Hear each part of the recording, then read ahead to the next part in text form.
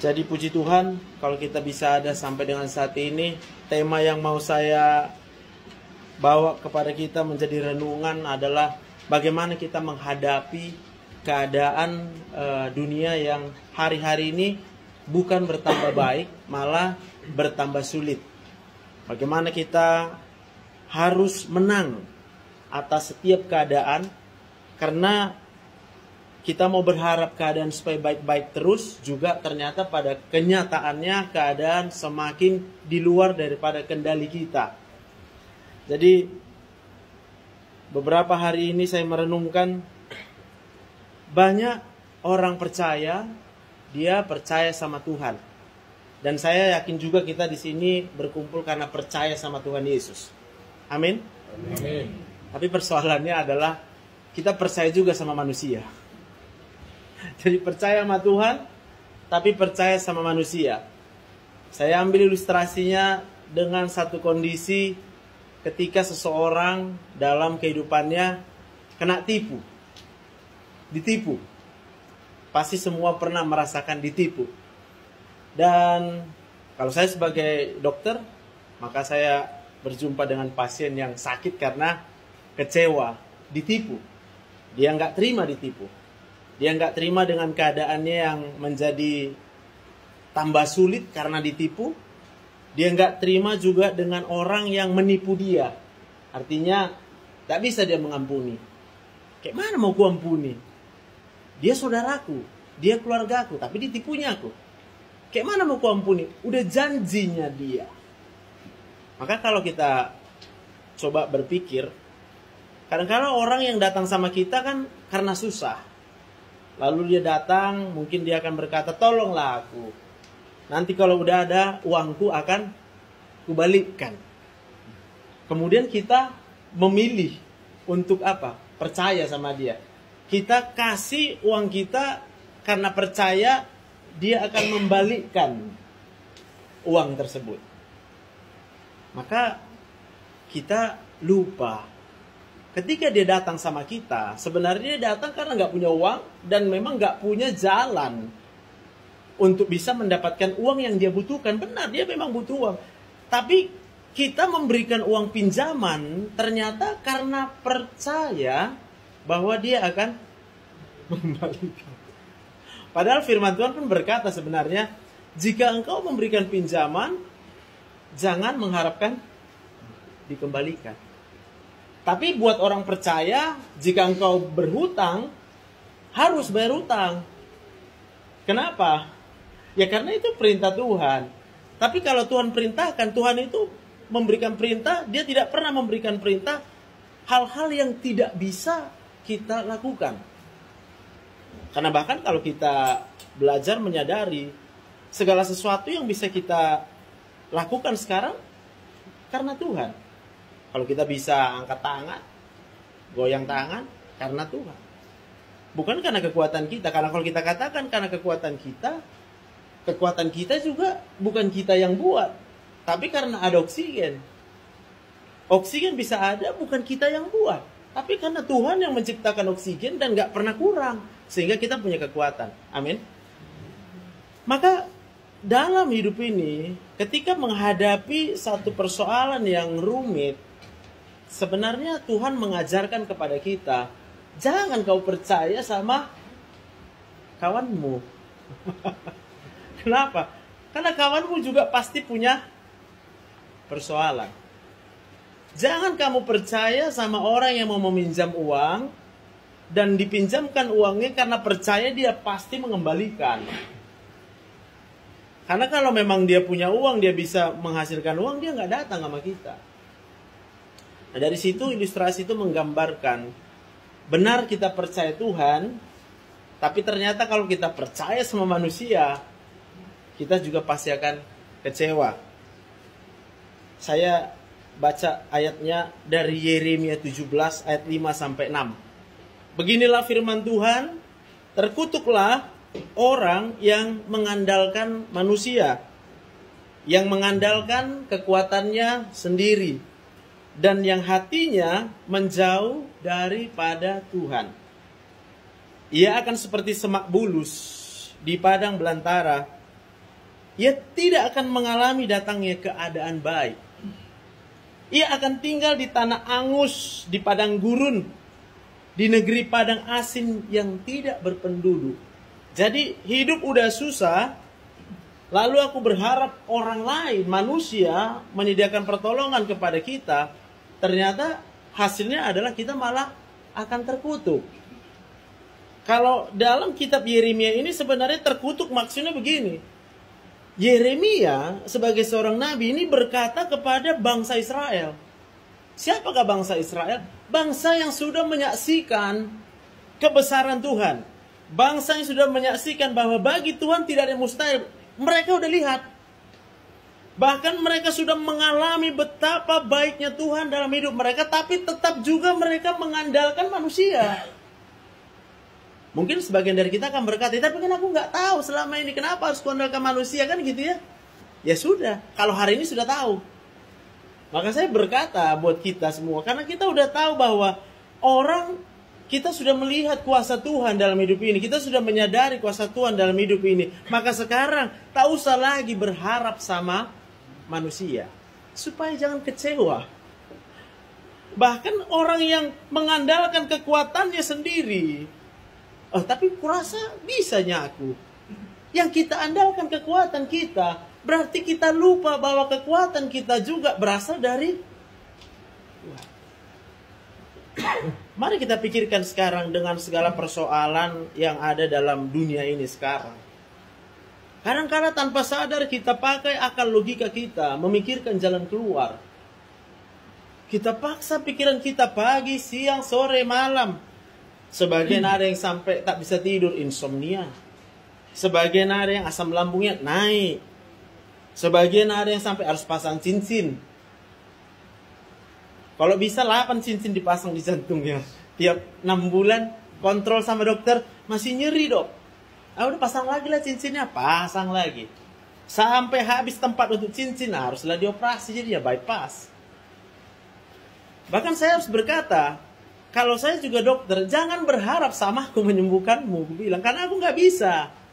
Sejujur-jujurnya, kami dokter nggak bisa sembuhin. Yang bisa meresep obat. Obat semua diciptakan oleh manusia. Manusia bisa menciptakan obat karena Tuhan. Jadi kalau kita kasih obat, betul ini obat ini sembuhkan. Ya enggak lah, aku bilang. Kau percaya aja bahwa obat ini dari Tuhan. Yang dipercaya itu harus Tuhan. Ya. Jadi saya selalu bawa gambar otak ini kemana-mana. Di otak ini adalah tempat mengendalikan kehidupan kita. Kita mau pungkiri, kita mau sangkal, gak bisa. Karena udah begitu. Bayangkan aja kalau orang gak punya otak, mati pak. Mati kita. Yang warna merah itu adalah sistem saraf otonom yang mengendalikan seluruh organ tubuh kita yang tak bisa kita kendalikan secara langsung. Karena kita harus memikirkan yang lain. Kalau kita harus memikirkan jantung kita, harus kita, detak kau. Udah mati, berapa kali kita udah mati. Karena yang kita pikirkan yang lain. Tanpa pernah kita menyadari, jantung kita terus bekerja. Tanpa pernah kita menyadari, paru-paru kita terus bernafas, mengambil oksigen. Tanpa pernah kita menyadari, ada pencernaan. Tanpa pernah kita menyadari, ada ginjal yang bekerja. Ada hati, liver, ada limpa. Lalu, bagian saraf otonom ini ternyata dikendalikan oleh otak yang paling besar. Otak luar, korteks cerebri. Apa isinya? Isinya cuma 2 ini. Memori atau ingatan dan pikiran. Memori kita bisa berasal dari masa lalu. Segala yang kita lihat di masa lalu. Kalau banyak yang kita lihat yang enak-enak, yang indah-indah, udah pasti kita sehat. Pasti. Kalau kita dengar yang enak-enak, mulai dari masa lalu, masa kecil, pasti kita sehat sekarang. Kalau yang kita rasakan mulai dari masa kecil, sering kita makan enak, Ya, bukan makan yang nggak enak gitu ya. Pasti kita sehat sekarang. Kenapa? Karena otak ini kerjanya sederhana. Apa yang diingat itu akan mempengaruhi perasaan. Jadi kita mau bilang misalnya aku nggak ada, udah aku maafkannya dia. Kalau kita sudah memaafkan seseorang, maka perasaan kita damai. Udah dilakukannya itu semua, ya kita damai-damai aja. Ya udahlah. Sebab dia tidak tahu apa yang dia perbuat.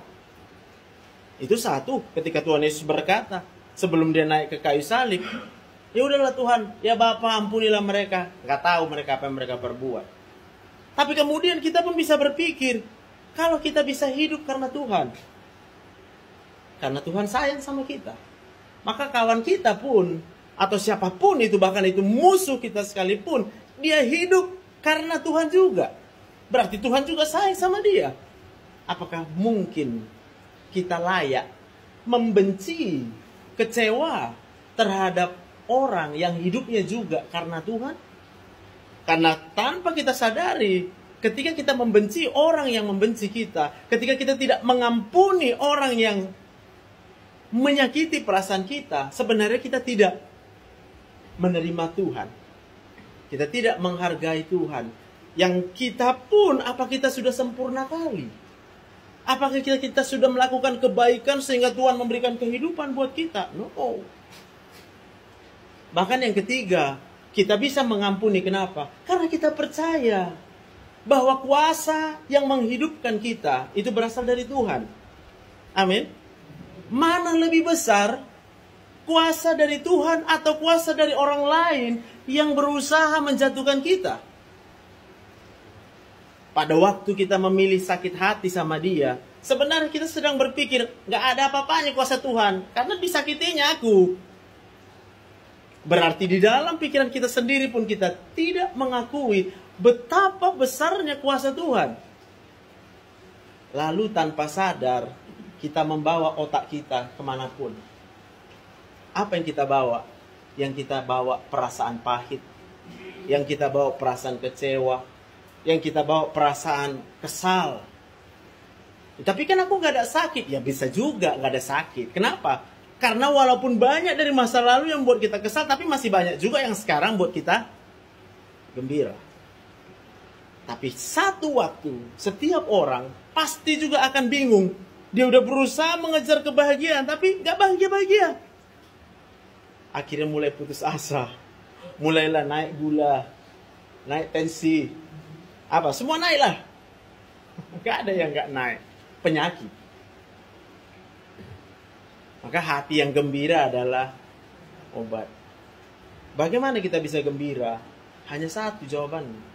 Di pikiran ini, itu tadi masih masa lalu ya. Banyak orang berpikir, berharap, hari ini mau jangan ada masalah. Kadang kita nanya lagi sama Tuhan, Tuhan, kenapa? Jadi ada masalah aku. Apa Tuhan pernah berjanji kalau hidup ini gak ada masalah? Ada sih. Maka kita harus ingat janji Tuhan. Tuhan berjanji hidup tidak akan ada masalah. Nanti. Di surga. Kita tidak berhak mengklaim hidup di dunia tanpa masalah.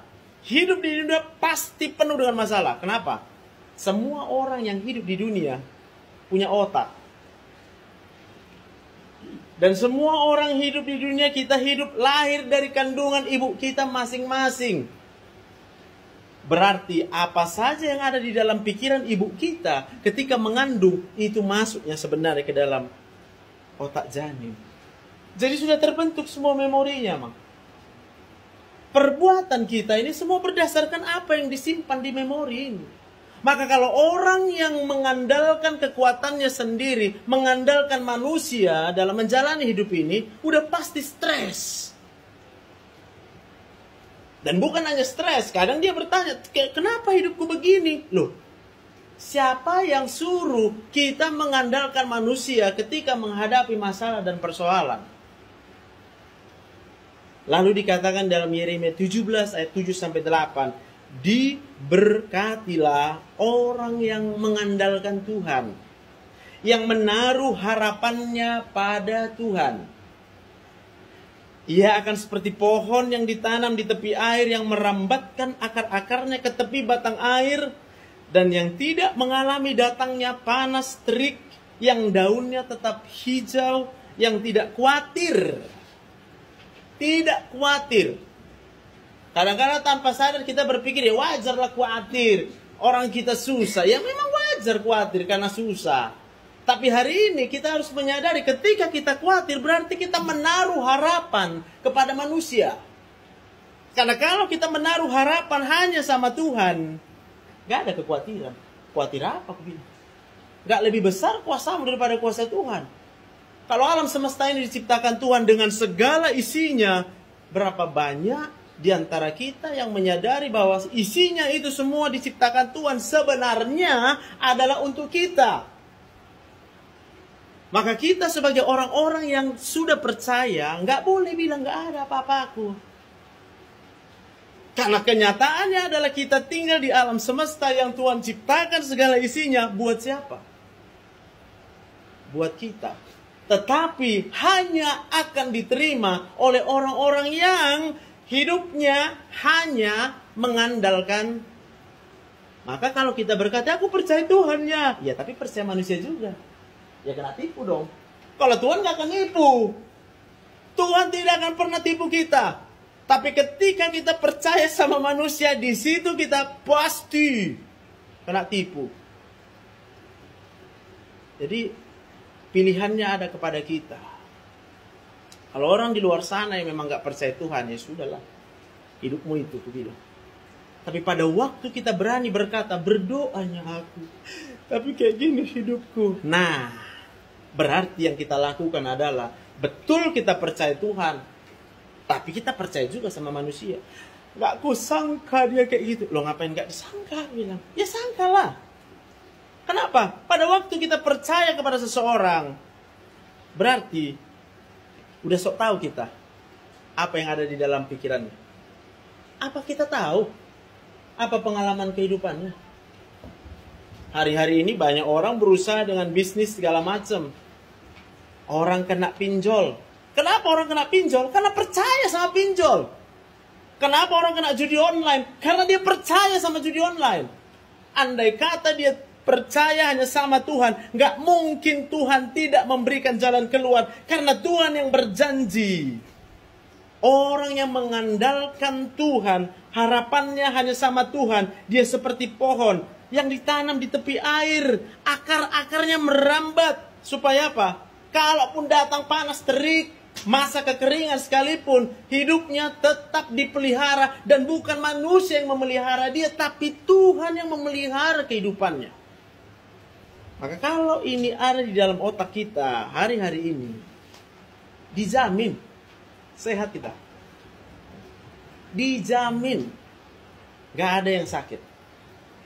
Karena Tuhan gak pernah buat rencana kita sakit. Saya terusik juga sama pendeta. Ada pendeta yang membuat di dalam medsos. Jadi dia bilang begini, wajar manusia gak apa-apa sakit. Walaupun kau ikut Tuhan gak apa-apa kau sakit. Ya memang gak apa-apa. Tapi ngapain itu yang ditonjolkan? Ya tonjolkanlah hati yang gembira adalah obat. Kalau enggak orang akan tetap hidup di dalam penyakit. Ya kalau aku sebagai dokter senang-senang aja sih. Datang berobat bayar. Dapat happy kok. Tapi saya percaya. Enggak mungkin manusia. Enggak mungkin obat bisa menyembuhkan penyakitmu. Ya kalau senang jumpa aku ya datanglah. Berobatlah. Daftarlah. Tapi enggak mungkin aku bohong. Apa aku harus berbohong? Udah enggak apa-apa. Dokter akan berkata, penyakitmu nggak bisa sembuh. Dokter akan berkata, kamu harus minum obat seumur hidup. Tapi Tuhan berkata, aku sudah disalibkan. Di salib itulah kutanggung segala penyakitmu. Kutuk yang harusnya kamu yang tanggung, sudah kutanggungkan di atas kayu salib. Dan oleh darahku lah bilur-bilurnya itu menyembuhkan segala penyakit. Kalau itu yang ada di dalam otak manusia, sehat semua. Tapi hari-hari ini banyak orang tanpa sadar yang di dalam otaknya nama penyakit, Unang. Kenapa nama penyakit? Setiap ada rasa sakit dibukanya Google. Sakit apa? Sakit apa? Akhirnya jadi cemas berlebihan. Saya nggak marah. Saya malah mengasih tahu kebenarannya buat kita. Yalah, nanti tanya orang, ST mana itu? Sana. Oh, sehat semua di sekitar Dokter Joseph itu sehat semua. Ini kan semua karena Tuhan Yesus. Kita berikan tepuk tangan buat Tuhan Yesus. Ya bukan karena aku. Saya hanya kasih tahu. Dan kalau saya kasih tahu, kenapa? Ya udah aku pelajari. 6 tahun dokter umum, 6 tahun spesialis. Itu terus yang kami bacai. Iya, penyakit. Gak bisa sembuh. Ya udah, jadi penyakit gak bisa sembuh. Lalu apa aku harus berhenti di situ? Ku baca Alkitab. Bersyukur kita jadi orang percaya. Ada kebenaran. Yang kadang-kala ilmu pengetahuan tidak pernah mau mengakui dari mana sumber pengetahuan itu sendiri. Ya, jadi saya percaya semua orang butuh uang. Setuju ya? Tapi jangan pernah berpikir uang itulah yang akan menyelesaikan persoalan kita. Kenapa? Aku baca langsung ayat yang Lukas 6 ayat 24. Lukas 6 ayat 24. Tetapi celakalah kamu, hai kamu yang kaya, karena dalam kekayaanmu kamu memperoleh penghiburanmu.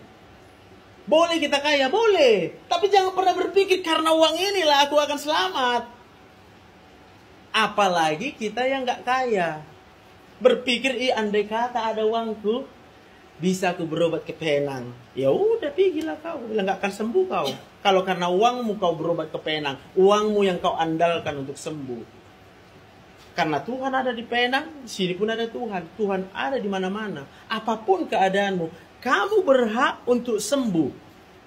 Asalkan bergantung pengharapannya hanya sama Tuhan. Sakit kepala nggak perlu minum obat. Duduk aja kita, tarik napas. Sadari, dari mana napas yang kuhirup itu ya? Waktu otak ini menyadari, dari Tuhan doa apa? Kenapa dikasih Tuhan aku napas yang baik kali rupanya Tuhan itu. Tanpa sadar, pada waktu kita berpikir dan mengingat Tuhan Yesus yang menjadi sumber segala sesuatu dalam hidup ini, sembuh semua penyakit. Kalau nggak percaya, coba dulu, gitu maksudnya. Jangan langsung nggak percaya aku terus didiamin. Kan nggak ada ruginya mikirkan Tuhan Yesus sama. Tinggal bangun pagi-pagi, baca sikil Alkitab itu, berdoa mau lihat Tuhan. Karena pada waktu kita menyadari hidup ini semuanya berasal dari Tuhan, gak berani kita mengeluh. Gak akan bertanya kita sama Tuhan, kenapa Tuhan? Nantang kali. Karena kalau kita hidup, kita belum pernah buat apapun yang baik, Tuhan sudah berikan kehidupan buat kita. Bahkan Alkitab mencatat semua manusia sudah jatuh dalam dosa, tapi kemudian Dia memberikan anaknya yang tunggal sebagai bukti pengampunan. Jadi gimana kalau belum Tuhan Yesus salib? Sebelum itu sudah ada pengampunan itu dari Tuhan. Dia hanya mau menunjukkan inilah karyanya. Aku Allah, aku rela jadi manusia, aku rela disalibkan, dikorbankan buat kita. Kalau kita kemudian mengingat ini, betapa pengampunan Tuhan itu tak ada batasnya. Kalau masih ada lagi di dalam hati kita, pahit kita dengan orang lain, ya paling aku bilang, ya bertobatlah. Mana bisa dimarahi. Tapi apapun yang kita alami dalam hidup ini, itu bergantung dari apa yang ada di dalam otak manusia. Apapun yang kita jalani bergantung pada isi otak manusia. Kalau di dalam otaknya pengharapannya benar ada ke Tuhan, tapi berharap juga sama manusia, pasti dia akan terkutuk. Setengah diberkati, setengah terkutuk. Jadi agak-agak terkutuk aja lah. Kadang-kadang buktinya apa? Aku kan tetap ke gereja. Ya syukurlah, aku bilang, kalau kau tetap ke gereja. Aku kan tetap berdoa, padahal ya syukurlah kalau kau tetap berdoa, aku bilang. Karena pada waktu kau berharap hanya sama manusia, kau akan terkutuk. Tak ada berkat. Gak mungkin kita bicara. Amin. Bagaimana kemudian kita akan membawa pesan ini?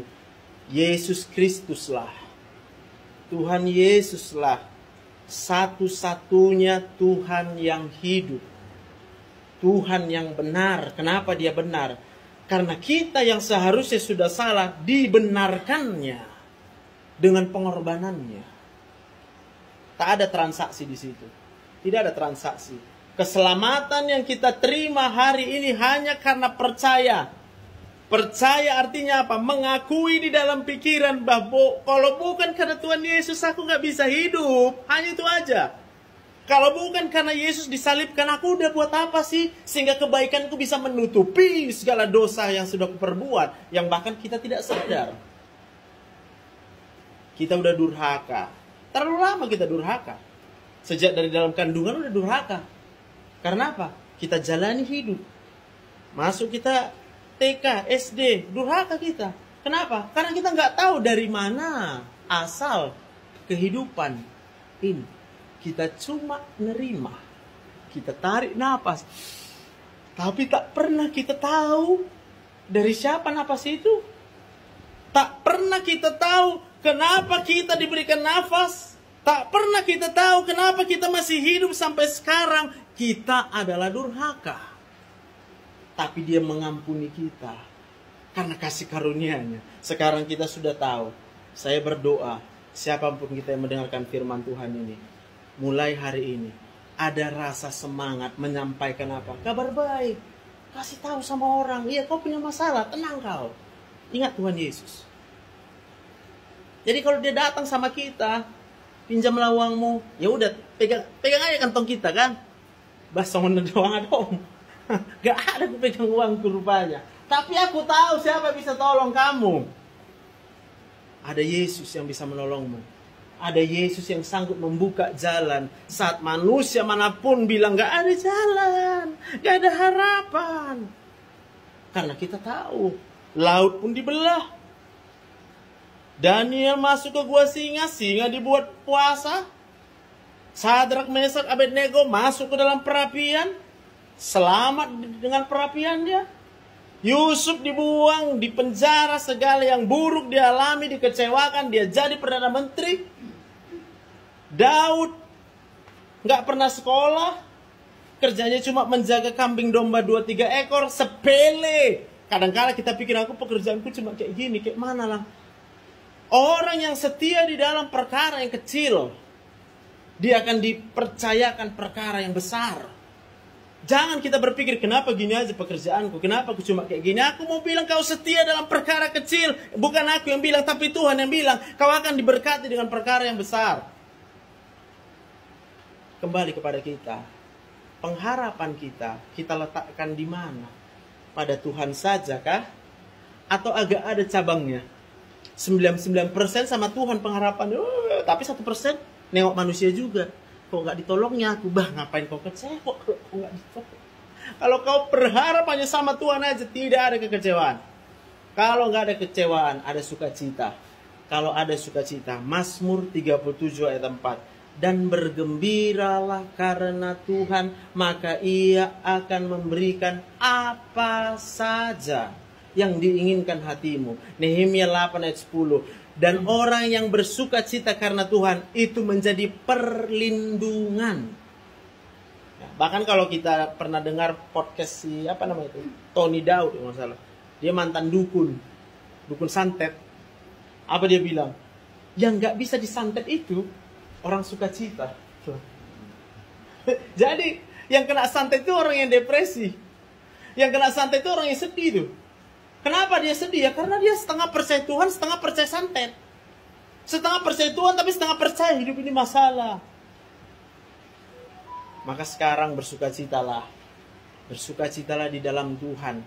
Otak ini kalau kita masukkan Tuhan terus, Tuhan Yesus, Tuhan Yesus, Tuhan Yesus. Mari kita bertaruh.